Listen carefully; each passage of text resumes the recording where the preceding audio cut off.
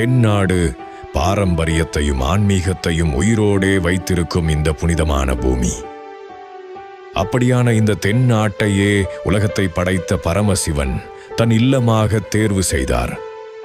ஏன் தெரியுமா? இந்த ஒரு தென்மண்ணில்தான் 5 பூதங்களையும் உயிரோடையே உணர முடியும். அந்த 5 பூதங்களையே ஆராதித்து பரமசிவனை புரிய வைக்கும் பஞ்சபூத ஸ்தலங்கள் அவை அனைத்தும் தென்னகத்தில் திகழ்கின்றன. இதற்கு பின்னால் ஒரு தெய்வீக ரகசியம் இருக்கிறது. இந்த உலகம் உருவானதே 5 தத்துவங்களிலிருந்து: நெருப்பு, நீர், காற்று, நிலம், ஆகாயம். சிவன் இந்த 5 தத்துவங்களின் தெய்வீக வடிவமே.